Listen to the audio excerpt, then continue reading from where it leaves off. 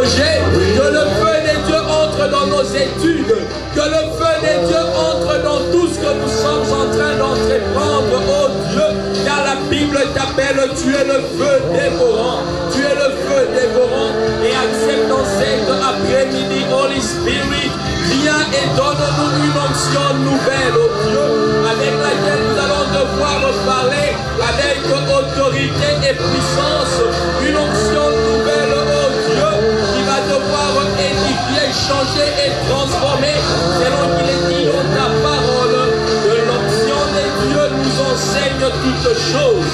Et nous désirons cet après-midi une huile fraîche, une huile qui enseigne, selon qu'il est dit toute écriture est inspirée de Dieu, utile pour convaincre, utile pour enseigner, utile pour redresser l'homme de Dieu, afin qu'il soit apte, adapté à toute bonne œuvre. Laisse que tes écritures, ô Dieu, nous enseignent ce matin, nous transforment et nous emmènent à l'image des dieux. Car le vœu de ton cœur, Yahweh, c'est que nous puissions te ressembler. Tu veux que nous puissions te ressembler. On les a appelés chrétiens un jour parce que l'on pouvait lire la vie de Jésus-Christ en eux.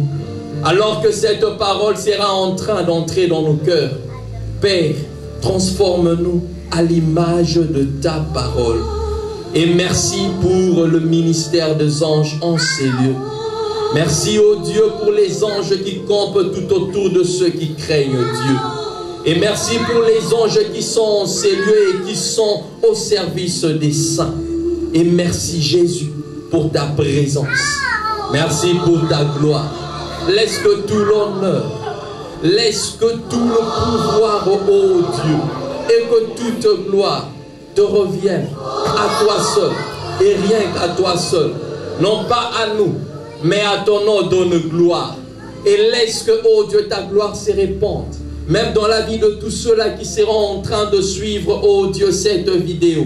Que ça soit au travers, oh Dieu, de leur laptop, que ça soit au travers de leur iPad, que ça soit au travers, oh Dieu, de leur computer, qu'ils soient dans la chambre, qu'ils soient au salon, qu'ils soient dans leur véhicule, n'importe où. Père, je prie, oh Dieu, que la gloire qui s'attache à cette parole touche et affecte leur destinée, ainsi que toute leur famille et entreprise. Je le demande dans le nom de Jésus. Et laisse que toutes les personnes qui sont présentes en ces lieux soient touchées, affectées, visitées par le Saint-Esprit. Et cela dans le nom de Jésus.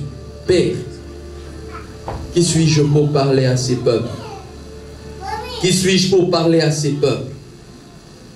Dans leur détresse, tu as envoyé ta parole et ta parole a guéri. Merci pour ta parole qui guérit déjà les esprits, qui guérit le cœur et qui guérit les âmes. Merci pour ta parole qui guérit même le corps. Dans le nom de Jésus. La Bible déclare, c'est par ces meurtrissures que nous sommes guéris. Je déclare que toute personne malade en ces lieux retrouve sa guérison dans le nom puissant de Jésus-Christ. Que toute personne nous suivant au travers le média trouve également sa guérison au nom puissant de Jésus-Christ et par la puissance de Jéhovah Rapha. Père, tu es Jéhovah Shalom. Laisse que ton shalom, que la paix que le monde ne peut accorder, cette paix que Jésus nous a donnée, que cette paix soit le partage de nos corps, de nos esprits, de nos âmes ainsi que de nos cœurs. Et cela dans le nom puissant de Jésus-Christ, nous avons ainsi prié avec action de grâce. Et ensemble nous disons, merci Seigneur Jésus-Christ. Merci Seigneur Jésus-Christ. Amen. Que le nom de Jésus-Christ soit béni. On peut se rasseoir. Et nous voulons partager encore la parole de Dieu. Et je vous salue dans le nom puissant de Jésus-Christ. Et je sais que ce matin, Dieu nous fera encore du bien, puisque c'est dans sa nature nous faire du bien. La Bible déclare que chaque matin, l'Éternel renouvelle ses bontés et ses compassions. Et il a aussi dit que le bonheur et la grâce vous accompagnera tout le jour de votre vie. Voilà pourquoi j'aimerais que nous puissions nous rassurer que le bonheur et la grâce de l'Éternel, promis par l'Éternel, sont en train de nous accompagner en cette journée nouvelle. Non pas seulement pour ceux qui sont présents, mais pour ceux-là qui nous suivent à travers le média. J'aimerais vous assurer que chaque matin, que l'Éternel renouvelle ses bontés et ses compassions sur vous. Et ce qui est encore merveilleux, c'est que le bonheur et sa grâce nous accompagneront tout le jour de notre vie. Que mon Dieu vous bénisse alors que nous serons en train de partager cette parole. Comme vous le savez, Église de Dieu, nous sommes en train, nous avons ouvert une série d'enseignements depuis la semaine passée qui s'intitule « Jésus-Christ est le même ». Jésus-Christ est le même, il n'a pas changé. Jésus-Christ est le même hier, aujourd'hui et éternellement. Et il a le pouvoir de, 3 points de suspension. Dans le pouvoir que notre Dieu a, il a la capacité de faire tout ce qu'il veut. Il n'a même pas besoin d'un conseiller quelconque pour pouvoir telle ou telle autre chose. Et la Bible déclare que tout ce que Dieu fait est bon et parfait. Alléluia. Même si cela semble ne pas être bon à tes yeux, même si cela ne semble pas être parfait à tes yeux, mais j'aimerais au moins que tu sois rassuré, que ton Créateur a dit, selon que la Bible déclare que tout ce que Dieu a créé était bon et parfait. Et par le fait que tout ce qu'il a fait et tout ce qu'il continue à faire est bon et parfait, rassure-toi qu'il a le pouvoir de changer, de transformer, de faire de ta vie ce qu'il veut. Parce qu'il est omniscient, il connaît tout sur ta vie. Il est omniprésent. Là où toi tu ne sais pas voir, où tu ne sais pas arriver, lui il est déjà là. Il connaît ton passé, il connaît ton présent, il connaît ton avenir. Il connaît tout sur ta vie. Voilà pourquoi il a le pouvoir de pouvoir changer réellement ta destinée. Il a le pouvoir d'accomplir ses promesses qu'il a dites sur sa vie. Il nous arrive de fois de ne même plus croire aux promesses des dieux. Mais j'aimerais nous rassurer, Église de Dieu, une chose. Ce n'est pas que Dieu est incapable de réaliser ses promesses. Car sa parole ne peut jamais rentrer à lui, sans pour autant elle n'ait accompli les effets pour lesquels elle a été sortie. Voilà pourquoi c'est juste un problème des hommes et un problème de temps. Un problème de temps. Voilà pourquoi Habakkuk est en train de dire « Je suis à mon poste ». Je suis à mon poste et il est en train d'attendre l'accomplissement de ce que Dieu lui a promis. C'est vrai, tu peux aussi être à ton poste, mais la manière, la position avec laquelle tu es en train d'attendre les promesses de Dieu compte aussi pour beaucoup. Voilà pourquoi quelques-uns diront, si tu changeais seulement ta position, et Dieu va devoir aussi changer ta situation. Mais ce qui est vrai, Dieu n'est pas un homme pour mentir, il n'est pas un fils de l'homme pour se repentir. Sa parole est oui et amen. Et il est derrière sa parole pour l'accomplir. Et plus loin dans Samuel, la Bible déclare qu'il n'est laissé tomber à terre aucune parole de Samuel. Alléluia. Voilà pourquoi rassure-toi que les promesses de Dieu n'expirent jamais.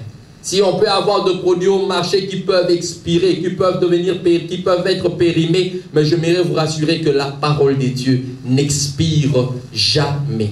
Même si cette parole a manqué d'objectif, dans ce sens que la personne qui a été destinée, cette parole est vous, et que vous faillissiez à votre mission, cette parole-là va devoir atteindre quelqu'un d'autre, parce qu'elle ne peut pas rentrer à Dieu sans pour autant avoir accompli avec succès ce pourquoi elle a été sortie. Voilà pourquoi nous disons que Jésus-Christ est le même.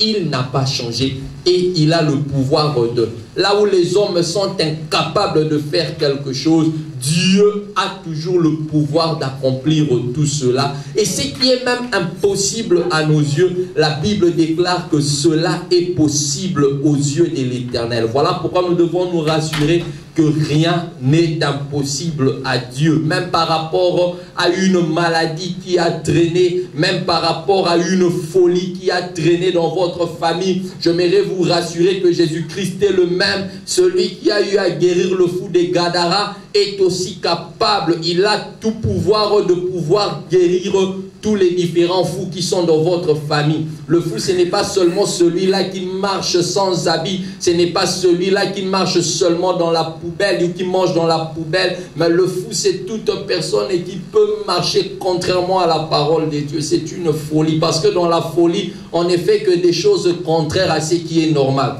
Et toute personne qui marche contrairement à la parole de Dieu, je mérite te choquer peut-être en te disant que tu es fou. Voilà pourquoi, pour que tu ne sois pas fou, aligne-toi à la parole de Dieu. Puisque un fou, je le répète, fait toujours des choses dans le contraire. Il fait toujours les choses d'une manière opposée. Et lorsque nous marchons aussi dans l'opposition de la parole de Dieu, c'est que la folie a commencé dans notre vie. Mais béni soit le Seigneur, parce que celui qui a guéri le fou de Gadara est aussi capable de pouvoir guérir notre vie. Alléluia. Nous avons notre texte de base, Hébreux, le chapitre 13, le verset 8. Nous avions lu la fois passée en disant que Jésus-Christ est le même hier, aujourd'hui et éternellement. Nous avons attaché à ce passage un autre passage, une histoire d'une fête. C'était les noces de Cana dans Jean, le chapitre 2, le verset 1 jusqu'au verset 12. Tel est ce que la parole de Dieu est en train de nous présenter. Nous lisons tous ensemble au nom puissant de Jésus-Christ, Jean le chapitre 2. Mais aujourd'hui, nous ne lirons pas le verset 1er jusqu'au verset 12. Nous allons seulement devoir lire le 2 premiers versets. Mais nous allons devoir exploiter ce passage de noces de Cana pendant quelques séances. La Bible dit 3 jours après, il y eut de noces à Cana, en Galilée. La mère de Jésus était là. Jésus fut aussi invité aux noces, ainsi que ses disciples. Jésus fut aussi invité aux noces, ainsi que ses disciples. Et la fois passée, nous étions en train de nous rappeler une chose, de nous dire une chose, que si Jésus-Christ, Marie ainsi que les disciples pouvaient être invités dans cette fête, c'est parce qu'ils ne vivaient pas dans la réflexivité, c'est-à-dire des éléments bouclés. Ils n'étaient pas toujours seuls. Ils s'arrangeaient toujours de vivre dans la communauté. Ils s'arrangeaient toujours à être en bon terme et en bonne relation avec ceux qui sont autour de lui. Voilà pourquoi nous étions en train de nous dire la fois passée que nous ne devons pas briser facilement nos relations. Nous devrions savoir bien gérer les relations, parce que nous nous sommes dit que derrière les relations, il y a des portes qui peuvent être fermées, il y a des portes qui peuvent être ouvertes. Et nous nous sommes dit avec beaucoup d'amour qu'à la fin de la réunion, on devait aller réparer avec tous ceux-là qui nous ont offensés. Ne nous attendons pas seulement à ce que ceux-là qui nous ont offensés viennent vers nous. Nous aussi, nous pouvons toujours faire le premier pas pour pouvoir réparer cela. Parce que nous nous sommes dit la fois passée que c'est nous qui avons offensé Dieu. Mais ce qui est vrai, Dieu dans son amour, il a aussi envoyé Jésus-Christ pour venir nous sauver. Nous avons dit aussi une chose, Pierre est la personne qui avait offensé Jésus. Mais ce qui est vrai, un bon bout de temps après, Jésus-Christ est allé encore chercher le même Pierre. Pour quelle raison? Pour la raison dont nous sommes bénéficiaires aujourd'hui, c'est-à-dire l'église de Jésus-Christ qui doit être bâtie et qui est en train d'être bâtie par Jésus-Christ lui-même. Et nous avons pris également l'exemple de Joseph, où nous nous sommes dit, ses frères l'ont fait du mal, ses frères l'ont vendu. Ses frères l'ont traité comme un vaurien. Mais la Bible est bien. Et la Bible nous montre que lorsque Joseph pouvait occuper une position assez considérable dans un pays étranger, en voyant ses frères, il pouvait rapidement les envoyer en prison, il pouvait leur facilement leur faire du mal. Mais qu'est-ce qu'a été l'attitude de Joseph? Nous avons compris tout ce que Joseph a pardonné sincèrement à ses frères. Et nous nous sommes dit la fois passée, nous devons pardonner de tout notre cœur. Nous ne devons pas seulement attendre le pardon, mais nous devons aussi être de ceux-là qui donnons le pardon. Qui donnons le pardon. C'est quelque chose de très important. Et Joseph pouvait même dire quelque part encore que non, ce n'est pas vous qui m'avez envoyé au fait ici en Égypte, mais c'est l'Éternel qui m'a envoyé ici en Égypte afin de pouvoir préparer pour vous ce terrain, parce que la famine était en train de ravager la population. Voilà pourquoi j'aimerais dire à quelqu'un, il y a certains mal qui sont faits maintenant. Peut-être nous n'avons pas compris pourquoi ce mal a eu lieu maintenant, mais le Dieu qui connaît notre futur, parce que nous avons dit qu'il est le même hier, aujourd'hui et éternellement. Éternellement, c'est-à-dire demain, après-demain, demain, jusqu'en, comme les Ivoiriens le disent. Et la Bible nous montre, puisque Dieu est celui qui connaît bien ton futur, voilà pourquoi il peut permettre assez que certaines embuscades, certaines gaffes, certaines bêtises se font aujourd'hui par rapport à une chose, une solution meilleure qu'il est en train de préparer dans l'avenir. Voilà pourquoi on s'est dit la fois passée, ne prenons pas toujours le mal du mauvais côté. Joseph est en train de dire, le mal que vous m'aviez fait, le Seigneur l'a transformé en bien. Alléluia. Le mal n'est pas toujours mal. Il y a certains mal qui sont mal, mais il y a aussi certains mal qui sont bien pour le Seigneur. Il fallait que Judas puisse livrer Jésus. Et cela, apparemment, à nos yeux, c'était mal. Mais pour le Dieu, ce mal était quelque chose de bien. Pourquoi ce mal était quelque chose de bien? Parce que cela était en train de propulser notre Seigneur vers sa gloire et vers sa destinée à la droite des dieux le Père. Voilà pourquoi ne soyons pas toujours pressés à dire « Ah, il m'a choqué, il m'a blessé ». Et d'ailleurs, moi, je m'étais décidé, toute personne que j'entendrai avec ce langage du genre « Il m'a blessé, il m'a fait ceci, cela ». En fait, lorsque une personne est blessée, la solution la plus immédiate, c'est quoi? C'est d'apporter l'alcool.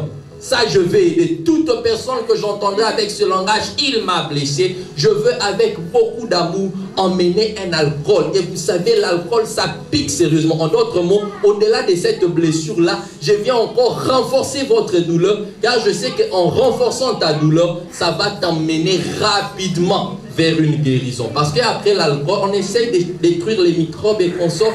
Et on est en train d'accélérer la cicatrisation de la plaie. Alléluia.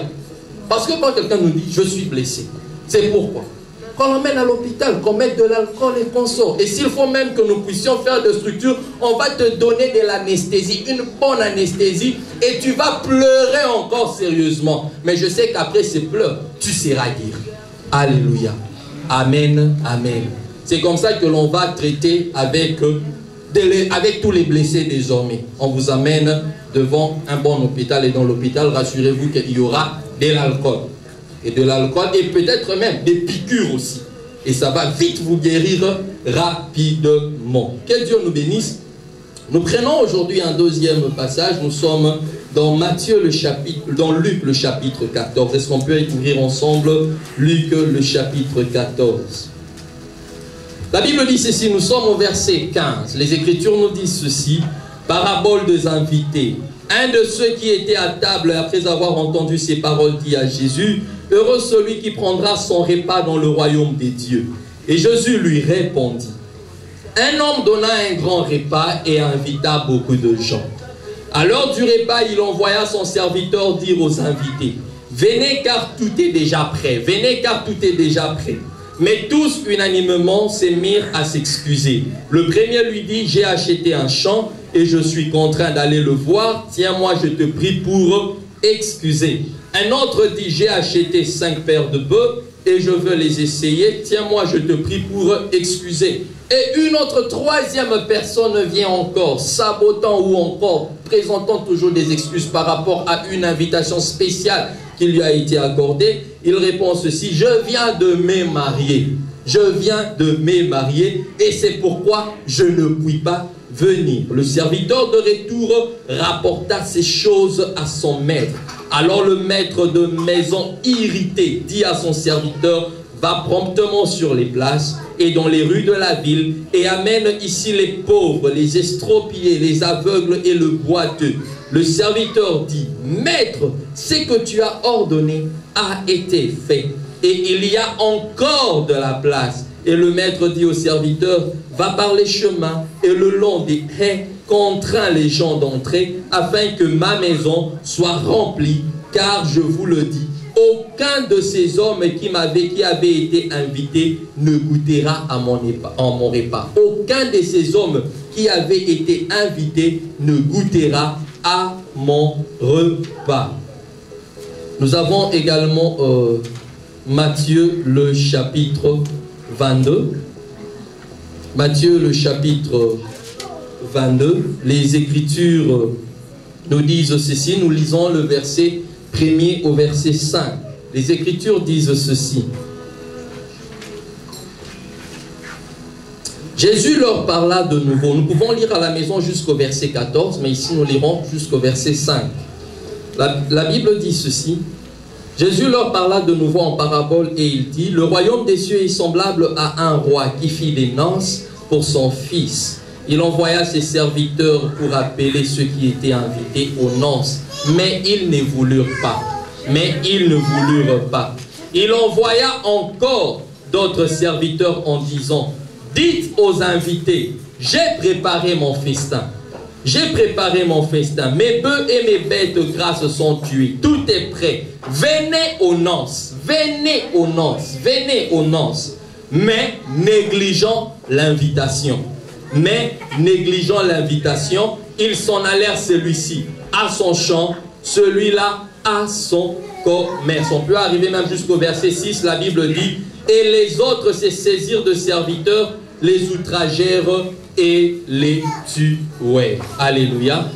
Bien-aimés, il y a 3 passages au moins que nous avons lus aujourd'hui. Et dans ces 3 passages, c'est question d'une invitation.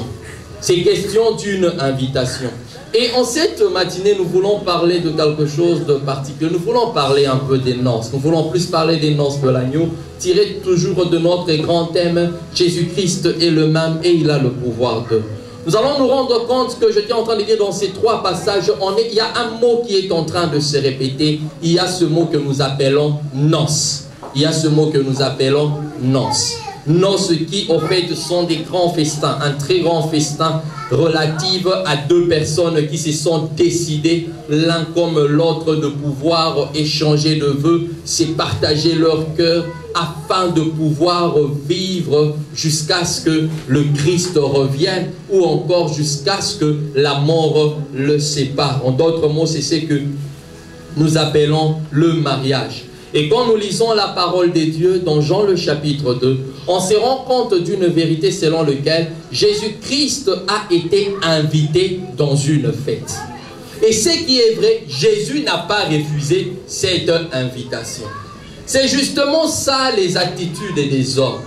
Les hommes, nous sommes des fois un peu étranges, si je peux dire compliqués. Lorsque nous invitons Jésus, nous voulons que Jésus-Christ vienne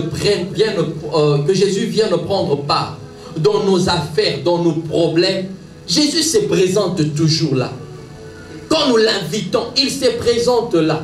Et il a toujours fait de son mieux afin de pouvoir répondre à nos préoccupations. La Bible dit: vous m'invoquerez et je vous répondrai. Demandez, on vous donnera. Lorsque nous demandons à Jésus, il est celui toujours qui nous donne. Lorsque nous cherchons, il est celui toujours qui nous aide à pouvoir trouver. Lorsque nous frappons dans des portes, il s'arrange toujours pour que les portes nous soient ouvertes. C'est ce que Jésus-Christ est. Il est en fait sa bonté qui se renouvelle chaque matin dans nos vies. Le pousse toujours à nous faire du bien lorsque nous l'invitons, lorsque nous désirons son secours, lorsque nous désirons son service. Mais le vrai problème avec les hommes, c'est que lorsque maintenant Jésus-Christ s'arrange pour pouvoir nous inviter à quelque chose, nous commençons souvent à présenter des excuses. Nous commençons à présenter des raisons de toutes formes et de toutes les facettes. Bien aimés, nous ne pouvons pas escroquer Jésus-Christ. Imaginez-vous que vous êtes en face d'une personne qui aime seulement assez que vous lui rendiez service. Vous lui rendiez service, vous lui rendiez service. Mais lorsque vous le demandez un service, il ne se dispose jamais toujours à vous le faire. Est-ce que vous pensez vraiment qu'une telle relation pourra-t-elle persister? Et même en mathématiques, il y a une flèche aller qui s'accompagne toujours d'une flèche retour. C'est ce que nous appelons la symétrie. Et lorsqu'il y a une flèche aller qui ne s'accompagne pas d'une flèche retour, c'est l'antisymétrie. L'antisymétrie. Et bien aimé, une relation qui est antisymétrique, c'est une relation qui est très dangereuse. Et nous, du moins, qui avons fait les relations internationales, on nous a toujours appris parmi les grands principes de ce monde, c'est que le monde est un monde d'intérêt. Le monde est un monde d'intérêt. Alléluia. Mais Église de Dieu, je mérite que nous arrivons à comprendre que nous ne devons pas seulement être de ceux-là qui voulons toujours que Dieu nous vienne en aide. Donne-moi, donne-moi. Et ce qui est étrange dans nos prières de foi, nous demandons, nous ne recevons pas. La Bible dit parce que vous demandez mal. Vous dépendez en vue de pouvoir satisfaire à vos besoins seulement. Et de fois quand nous demandons, il n'y a même pas les intérêts de Dieu dans nos demandes. Et voilà pourquoi il y a deux fois le moment où Dieu ne nous donne pas. Parce qu'il se rend compte que dans tout ce que nous demandons, il ne retrouve pas sa part. Il ne retrouve pas sa part. Or, lorsque Dieu trouve sa part dans ce que nous demandons, rassurons-nous bien-aimés, que Dieu va devoir nous le donner avec beaucoup d'amour. Et alors avec beaucoup d'amour. Parce que la Bible nous présente qu'il y a plus de joie à donner qu'à recevoir. Voilà pourquoi, Église de Dieu, apprenons à être de ceux-là qui donnons. Apprenons à être de ceux-là qui désirons rendre service. C'est quelque chose de très important. Et j'étais en train de dire que nous devrions arriver, bien aimés, à fixer deux fois nos comportements par rapport à la personne de Christ Jésus. Qui lorsqu'il nous demande un service, qui lorsqu'il veut coopérer avec nous, il nous invite à faire quelque chose, nous devons à tout prix nous disposer aussi de la même manière qu'il se dispose. Nous voyons cela dans les deux textes dans les trois textes en fait que nous venions de lire. Le premier texte nous montre que ce sont les hommes qui ont invité Jésus-Christ à leur fête. Et Jésus-Christ a pris part dans cette fête. Et non pas seulement qu'il a pris part, il est venu même accomplir un grand miracle qui a contribué à la joie ou encore au bon déroulement, à la bonne continuité et même à la bonne fin de cette fête-là. Mais de l'autre côté, on est en train de nous parler d'une parabole d'un roi qui a organisé une fête de mariage pour son fils. Mais malheureusement, les invités qui étaient dignes, les invités qui étaient des invités d'honneur, que vous savez, deux fois, il arrive, bien aimé Église de Dieu, que lorsque nous organisons de fêtes, il y a une étape très sérieuse, très difficile même, surtout quand il s'agit d'une fête de mariage. La remise des invitations ou établir la liste des invités. On essaye de voir qui inviter, qui n'est pas invité. Et quelques-uns, pour bien t'inviter, ils doivent se rendre compte que non, ta face doit ressembler à un très bon cadeau. Lorsqu'ils se rendent compte que ta face n'inspire pas confiance à un bon cadeau, rassure-toi, même s'il avait déjà mis ton nom, il va te rayer avec beaucoup d'amour. Parce qu'il sait que tu ne vas pas emmener un cadeau. Alléluia. Et lorsque quelques-uns sont en train de voir... Celui-ci, je sais qu'on coopérait bien, mais ça fait un bon bout de temps qu'on coopère. Puis d'ailleurs, il m'avait fait du mal ces jours-là. Il n'a même pas droit à ma fête. Il raye encore, bien aimé. C'est ça les hommes. Facilement pour établir une liste, nous essayons de recourir à beaucoup d'éléments. Et d'autres se disent, ah, celui-là m'avait vraiment fait du bien. Je ne peux jamais l'oublier. Lui-là d'ailleurs, il doit être parmi les invités d'honneur, parmi ceux-là qui doivent prendre place dans les premières tables, sur les premières chaises.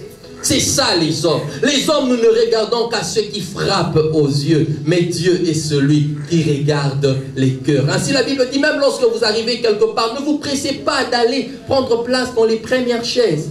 Apprenez à rester en arrière. Et lorsque le maître de la cérémonie sera là, sera en train de vous voir de loin, il vous prendra et va vous emmener à la première place. Combien c'est un honneur lorsque vous arrivez quelque part, une très grande cérémonie. Avec beaucoup d'humilité, vous restez derrière.